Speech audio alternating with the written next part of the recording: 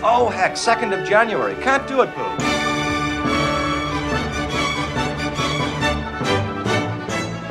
Welcome back to the Trading Places Minute, everybody. This is the show where we discuss the film Trading Places 1 minute at a time while Dan makes coffee and Mike has a kombucha. That's Mike DeMaria over there. Hello, Mike. Oh, it sounds like a mostly empty kombucha. Dude. Steamboat Willie over here. Perfect pitch.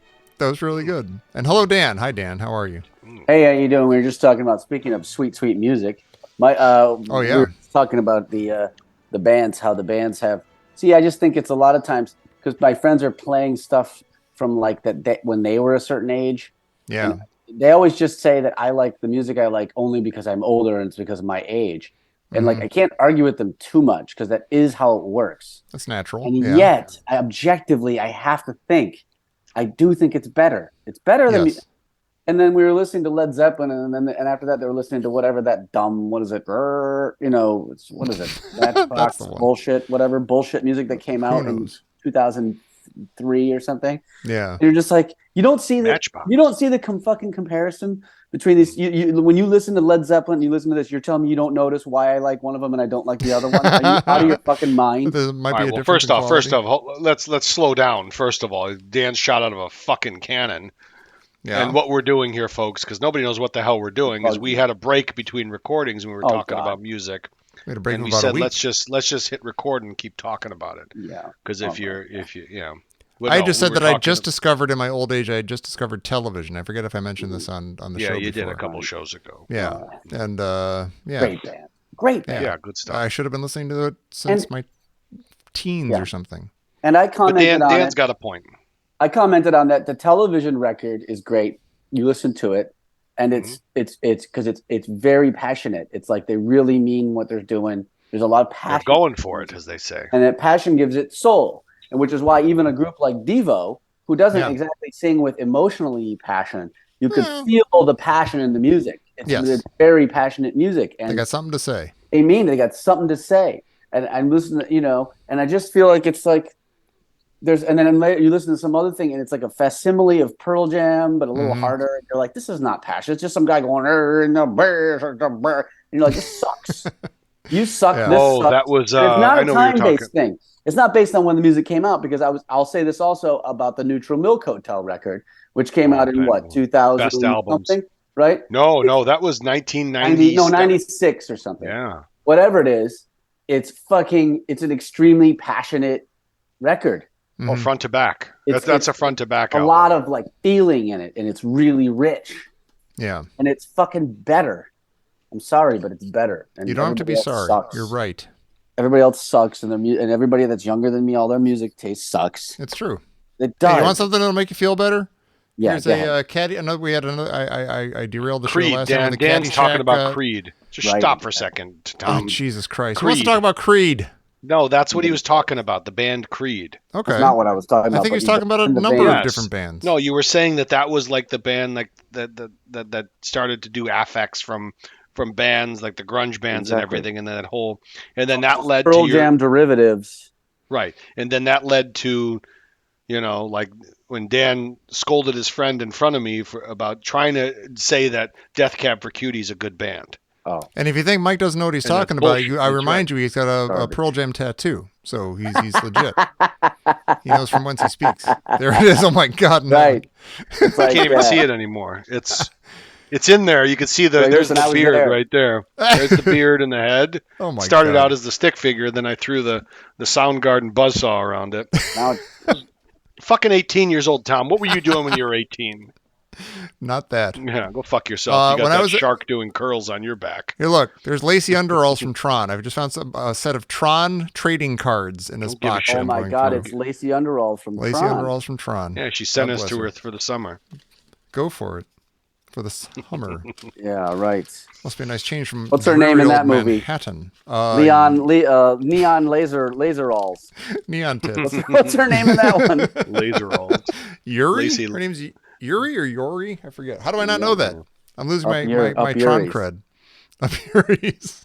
Goddamn movie made no sense. It made all the sense in the world. Okay, we're here for minute 22. Minute 22 of Caddyshack. That's what we're here for. No, we're yeah, not. go ahead. Well, I mean, Caddyshack. You said Caddyshack. Did I say Caddyshack? You did say Caddyshack. Oh, see, where's my head at?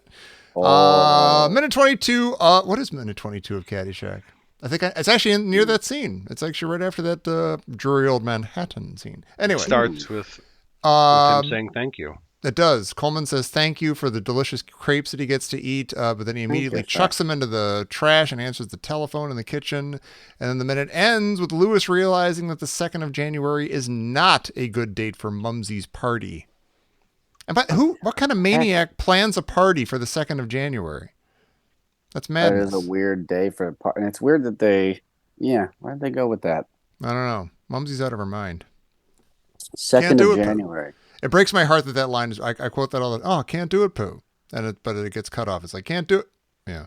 What year is does this movie take place? Do we assume that it's 1983, the year it came out, or do we think it's like 1982, the year it was likely made, or shot anyway? Mm-hmm. That's a good question. I don't know. Like you're wondering what day of the week the 2nd is? That's right. Who plans a party? So it's January 2nd is a Saturday.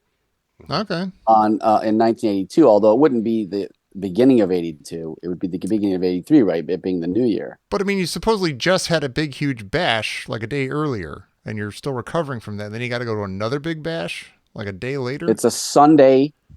January 2nd was a Sunday in 1983. Okay. So that's is an especially weird day for a party after a big Saturday night New Year's or Friday night New Year's bash. You figure they're probably one of these couples that has a... Oh, no, he just said the invitations went out, didn't they? So, like, the wedding... I was going to say, like, they probably have tons of time to, have this dumb party. It doesn't have to be right away. Heck, can't do it, Boo. Can't do it, Boo. I don't know if it's Boo or Pooh. We can talk about that next week. But the beginning of it is great because it's got lots of Denham Elliott doing some good acting again. He does the thing where he answers the phone too casually by accident. Yeah. He goes hello, and he goes, what do you want? I'm sorry, hello, Mr. What's his name? Duke. Yeah, Duke. This is like the 2nd minute in a row where he has to project this servile pleasantness while also communicating to us, the audience, his disgust and disdain of the whole thing. Yeah, it's really good. Yeah, he's good. And then so as to make not too fine a point on it, he just calls him a scumbag after he gets off the phone. Right. Which, by the way, that was. No, go ahead. By the way, it was Randolph on the phone, wasn't it? I have to assume that that's Randolph. Yeah. Because he's a scientific experiment. Okay. Yeah. Well, do you notice how much detailed information he passes on to him in a 15-second phone call? Right. Oh, yeah. The whole plot of the movie. I'll make the arrangements. I'll make the arrangements. Look, you're the boss, so I got to do it. Yeah. But in 15 seconds, he just laid out the plot to him, and he knows exactly how he needs to fuck his life up. Well, they said earlier, in an earlier minute, like, we've done it before. So, like, this could be like, pick up the red phone and call Coleman, set the wheels in motion, Project Alpha. Okay, maybe. We're doing it again. Yeah.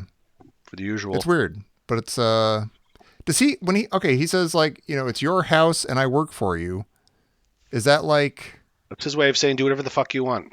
But I mean, like, how does that? Is it the sort of thing like you work at Duke and Duke, and so if you're higher up, you get to live in one of these places we own, and we give you a butler and stuff. They put you up, the whole thing. It's like building the pyramids. They set you up with their house, right? Everything. Yeah. So is that what they did? They set you up with a fiance. You get all set up with a fiance in a house. Yeah. And then when you get offered the job at the beginning, they go, "Here's the offer," and they say it's this much per year in 1983. So it's $90,000 a year or something, and then they go, and it comes with these terms. Do you think you get to pick your own fiance, or is there there's probably like a menu of fiancés? Not when the pyramids were being not during pyramid times. in progressive 1983, do you get to pick your own female? You pick from 3 or 4 different models, and by models I mean models. Yeah, Ralph Lauren models. Mm. All right. Yeah. Sounds like a pretty sweet I'll deal. tell you what, though, if I brought ice cream to the Pharaohs, I'd get to pick my fiance. Oh my! They'd be fawning all over you. They'd say, like, look, you get to pick your butler, you get to pick your fiance, your car. We've talked about this before, though. When you bring ice cream to the Pharaohs, they could go both ways. They could go, you're some kind of weird, dangerous god that you were able to produce this, and so we're gonna kill you, cut your head. But they would never do that too. Yeah. What's going on behind you there, Tom? I live here with other people. My son just came. They're not allowed in the dugout. He doesn't know. Well, he doesn't follow all the rules. I don't have that much control. Oh, that's what the back of your hand is for. Poor kid. He's just sitting at the table. One box of cereal. We only have one box of Cheerios. One lone box sitting there. We're not rich like the Noonans. We don't have like this big long hallway that goes from one section of the kitchen to the other. Cereal's like Stonehenge. Cereal's like Stonehenge. It has to be arranged in a certain way to have significance. If you just went to Stonehenge and it was one rock sticking out of the thing, you'd be like, so what? It's a rock. I suppose so. No one would even think to look into it. Right. But that you've just proven the case why I got excited about discovering the second box of Cheerios. But never mind. Never mind. That was last week. Doesn't make any sense. Makes a ton of sense. I'm a genius. No. Or Harold Ramis is a genius. I don't know. But you mentioned the scumbag line. He's disgusted enough by the call that his hand is dirty. He kind of like shakes his hand a little bit, like the hand that was holding the phone. He's like, what a scumbag. He's like gotta wash my hand after being on the phone with that guy. Mm-hmm. Yeah, that's good. Coleman, I feel like I would eat the crepes. I hate that he dumps those crepes in the trash. Yeah, have a little. I mean, because that's the thing is that you ever do it where it's like something's going to waste. Yeah, you have a little. Right. Yeah, waste a little less by having some. Yes, have some. Yes, have some. Yeah. Got some breaking news here. Oh, geez, what? Kid Rock caught on camera drinking Bud Light despite so-called boycott. I can't believe in anything anymore. What about my heroes? If you're going to be that, if you're going to be that much, if you're going to shoot up cases of Bud Light with an AK-40 or an MR-15, make sure you don't get caught drinking. It's like when Don Johnson was caught drinking Diet Coke when he was shilling for Diet Pepsi. Video obtained by TMZ shows the star calmly holding the beverage. Calmly. Doesn't care about anything, does he? Nah, he doesn't care that it's a This was like when OJ was caught slowly driving down the freeway in a foreign, very casually and calmly. In a white foreign SUV. Look out! Look out! Look out! I would love. Speaking of bad music, is there anybody less talented than that guy? Which guy? Any talent there? OJ or Kid Rock? Okay. Kid Rock and Roll? No, there is not. No. He just sort of it's not even worth other talking things. About. He doesn't really have. He had that thing that was like literally him just talking over what was it, Sweet Home Alabama or something? Yeah. And it's like, okay, I could do that. Dumb asshole. It's so dumb. Yeah, I'm watching him right now. Listens to that. He's talking to some guy in a cowboy hat, and he's got a Bud Light in his hand. Can't do it, Pooh. I actually saw. I walked. It was a New Year's Eve in Detroit, 1993 maybe or 92, and I was at a bar in Birmingham, and we heard all the. Let's go to this Club Hell. It's called Club Hell in Detroit. It was. I remember that place. Yeah, it was like a house. It was it was one of those burned out houses. Club. Yeah. Yeah, it was like one of those burned out like old mansions in Detroit, like where it was bombed out, and it was like a hip hop club. It was like a gangster hip hop, like the gangster rap scene. It was like what was that Esham? There was like these rappers from Detroit, and there was like a devil worshipping. That was his gig. Like he was a devil worshipping gangster rapper, and it was like Esham. And weird. So we went in there. And it was just like a house, walking into a house, and they had a stage set up there, and it was a big like bed sheet, and it said Kid Rock on it. Yes. And the show had just ended, and I guess it was him, had long haired, guy that looked out of place in there with like a wife beater tank top on, talking to a bunch of people. Like, that must be that Kid Rock guy. But this was back in those days. A brush with greatness. Nightmarish. No, nightmarish. Yeah, exactly. A brush with nightmare. Why are we talking about Kid Rock? Because he got caught. It's hilarious. Is it such a shock that he's not true to I get it. Like, I think the people at Bud Light were just like completely out of touch with their I've thought about this a lot, actually. Yeah. Not because I care about you, but because since this is coming out months from now, what are we talking about? Remind people of the heady days of a few months ago. There was this big controversy where Bud Light came out with a sort of an LGBTQ Bud Light, and they put that trans woman influencer, cover. a trans influencer. What's her name? I don't know. Mulvaney there was or a something. famous Dylan Mulvaney, famous trans influencer, and they put her on there. And then all the conservatives they were like, this sucks because Bud lost their shit. And then it looks for all the world like a massively out of touch kind of mistake. And they did fire the people. A marketing mistake. Like, you don't know your audience. It seemed like a marketing mistake, but at the same time, I wonder about that a little bit. I wonder about if they don't know a little bit better than that. I find it hard to believe they'd be that out of touch. Like, there's no such thing as bad publicity. This will definitely get us lots of heat, which is attention, which is sales. Are they really so dumb? Yeah. Because the argument from the right is that they really are that dumb because it's all people that went through the university education system and they live in a bubble world where they think it actually does make sense to do that because they don't actually know what real people are, like real Bud Light drinkers, think about anything because they don't ask. Mm-hmm. It's the classic politician being out of touch is similar, like not knowing the price of milk. It's one of those classic things. So that's their argument. But I do think it's interesting because I don't think this is just so not thought through that it's that bad. I think that they think a little bit about it, don't they?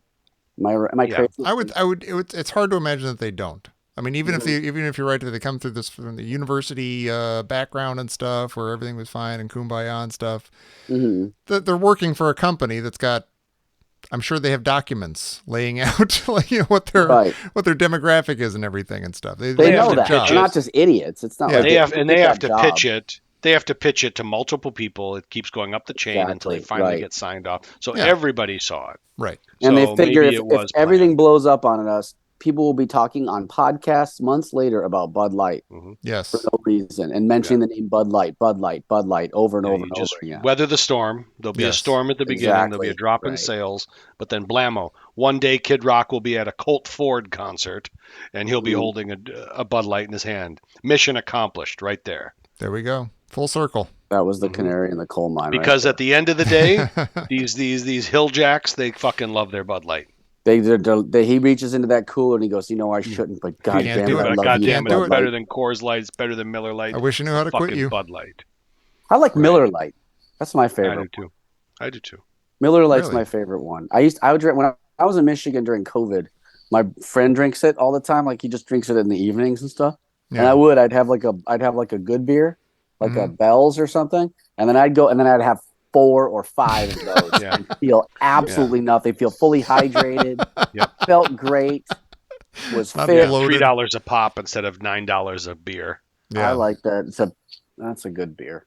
Yeah. All right then. Miller Lite, everybody. Miller Lite, everybody. Don't put anybody on your cans. Just sell your stupid beer, okay? You just sell the beer. Don't put a trans person. Don't put a cis person. Don't put anybody on there. Just let it be low and brow, will you? Right. But you go back to saying advertisers aren't that stupid. You ever listen to radio commercials? No. Why would I ever listen to radio commercials? Why would I ever? I'm in the car. I'm in the car. You listen to NPR. You listen to turn it off. Yeah. The worst ever is Hasseless mattress. I'm gonna tell you, Hasseless mattress. Your fucking commercials are making me fucking mental. So the whole point is they don't have employees, right? That's the whole point. You look online, you go into a store, there's a fucking employee there. But that's their whole point. We pass the savings on to you. You come and lay on the mattress and then you buy it online. But every commercial is about people calling up Hasseless Mattress, not wrapping their brains around the fact that there's nobody working there. Right. And it's all scripted, and you have these conversations over the phone where they're reading scripts. You can hear you can almost see it on the page. You can hear the typing of the Stephen J. Cannell. Throws the paper. I don't listen to radio that much, but I have to tell you, the only thing I listen to here is this radio station called CalX, which is the Cal Berkeley student radio station. And they have a playlist online where they just tell you what every single song as it goes, And then I just keep it on all the time. And a lot of times it's just you're listening to it and it's some kind of really weird music you don't understand from part of the world, and it's interesting, right? But then, occasionally you hear one of those songs from somewhere else in the world, or you hear some style of music like a Czechoslovakian garage rock or something from the 60s or some shit, and you'll hear it and you'll be like, this is fucking awesome. and I need this. And then you just look on the thing where they list it and you find it. Yours now forever. So it's like a great way to like integrate these different types of songs into here. And you guys could even, I know this sounds stupid, but like if you were to have that website up, right, and just have the playlist up, you could occasionally at random choose whatever the last song was. And 1 out of every 10 of those, you're going to be like, I'm so glad I heard about this. Okay. Cal-X, best radio station ever. It's the greatest. Okay. Cal-X. Dan's getting swag from them. Bud Light, Miller Lite. Dan's an influencer. Right. He's influencing for Cal-X. Pretty soon everybody's going to be drinking hot coffee out of a clear glass and wearing a cum robe. Hey, listen, also, you drive 1 mile away toward the bridge and the radio station goes away. I mean, it's like tiny. Yeah. You got to be sitting on the student union lawn to be able to get it. Statistically, most people who get into accidents are listening to that music in that radius. Yeah. That's sad and funny. I have a Star Wars question for you, Tom. Oh, please do. Oh, is it for me? For me? Yeah. Same joke. Tommy. No. I sent Tom this link to this. It's like a Mystery Science Theater type of setup. Connection's all weird. Mike, you're frozen. Your connection sucks. Start over. You're frozen. Start over. Can you hear me now? I didn't do anything. It's the internet. Go ahead. Messed up. Yeah, go ahead. Yeah, I can hear you. Can use my audio recording then because you can hear me swearing. You're wasting time now. No, there's You're wasting time with it. Yay. There was these clips of it's like a Mystery Science Theater type setup where like Obi-Wan and Qui-Gon and Anakin are sitting there on a couch like eating snacks and they're watching Star Wars and they're commenting on it. Yeah. Like, what were you thinking here? Blah, blah, blah.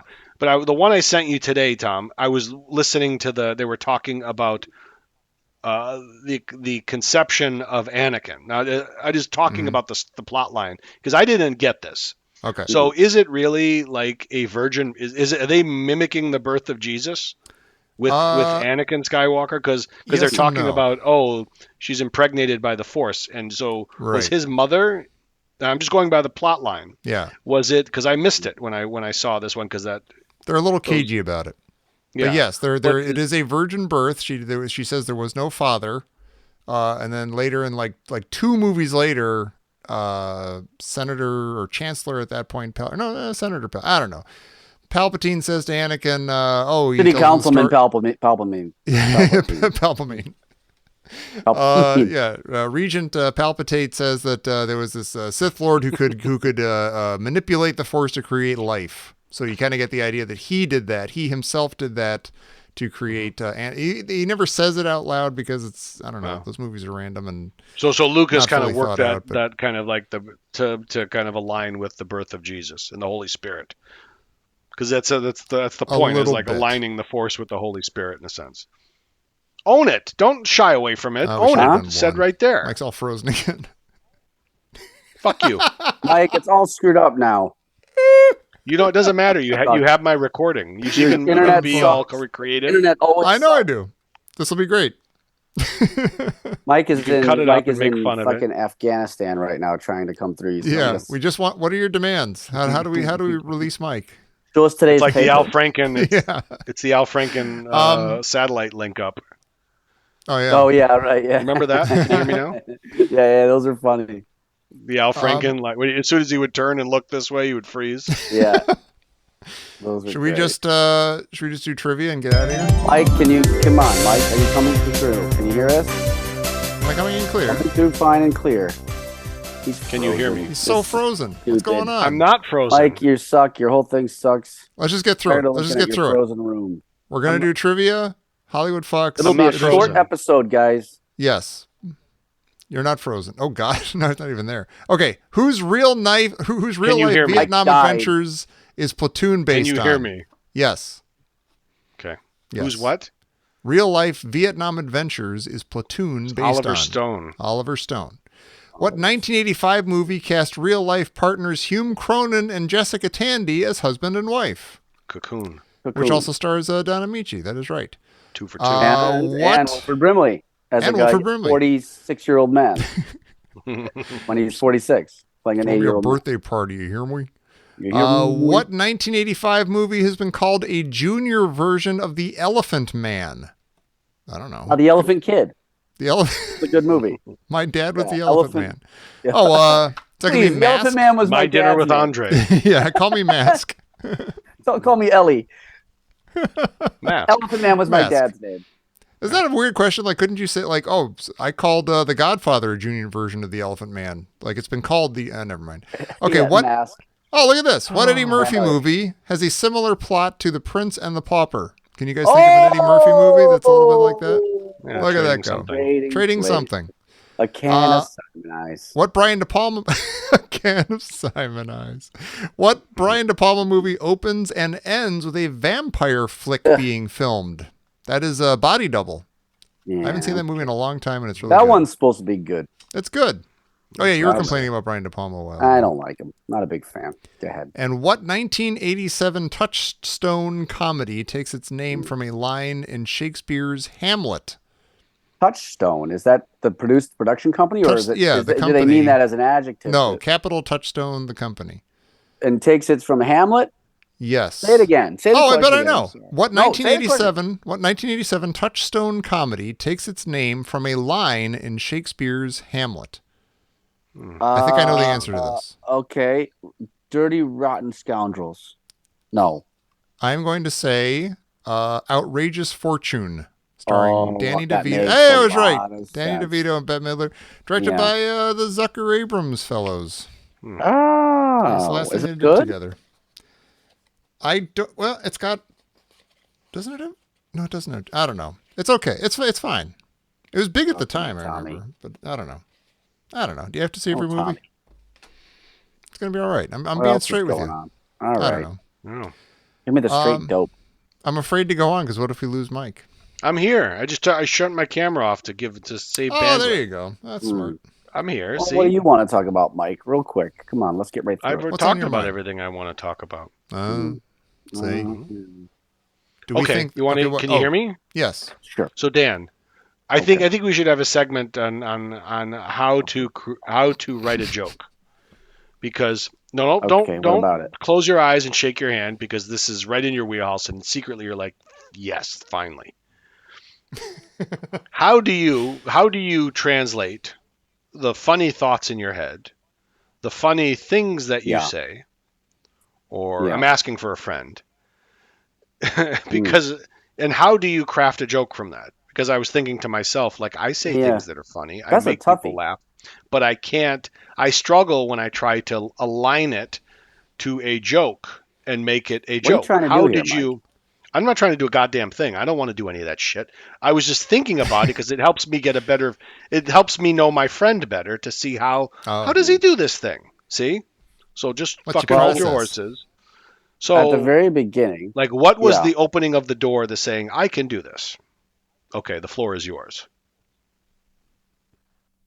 There was no opening of the door, and I knew that I probably was going to struggle with it because it's very hard. If he's gonna go and freeze on you, that's just rude. Ask you a question and then just freezes. The key, Mike, as your internet is displaying right now, is timing. This is a demonstration of what not to do. The first step in being funny, not being seen. Maybe we'll get it next time when there's a raccoon chewing on the Mike's cord outside his house. Right? Well, so, I texted in the text. Check the chat. Listeners, everybody check the text. Check your chat, everybody. And check it often, you hear me? Can you hear me? I can hear you here. This is garbage. This is absolute garbage. We have to get out of this. Guys, this is a shorty. We gotta get out. You gotta get out. Mike, I love you. Dan, I love you. Read the text. God damn it, this is awful. Can you hear me? Read the text. The text says, read the text. The text I'm just says, speaking from the other side. So what if we say yes? What if we say yes? Then what happens? He says, I am with our mothers, Tom. That's sad. Mike has crossed over. He's with his deceased mother and my deceased mother. I'm in the static of the TV. Go into the light, Mike. Go into what do the we light. got? All are welcome. You got Tom's got a dad. I still have a dad. Mike's got nothing. Mike's got nothing, and you have a mom. Yeah. And I got a mom. So together we got one family. Now we're brothers. Finally. We're all brothers. Yeah. That's good. It's beautiful. And that's not a bad way to end. Mark Madden. I'm an orphan, Larry. All right, we need to shut this down because it's going nuts. Hello, Mark Campbell. Hey, Mike. Mike's just saying hello. Hello. Mike, can you hear us? Mike. Mike, you hear Mike? Dan, yes, can you hear coming me? in loud and clear. Me? I hear everything. Can I hear everything myself? you've said. Captain America. Okay, this has been the worst episode of the show. Congratulations. Terrible. It's all uphill from here. Mike, Please join us next time for minute 23 of Trading Places right here on the Chugging Along Trading Places Minute. what a crap. Can you hear me? Doesn't matter. Can you hear me? It was a stone groove, my man. You are the most righteous. Yeah, right. Just get the fuck out, man. Let's go. Shit. Hello?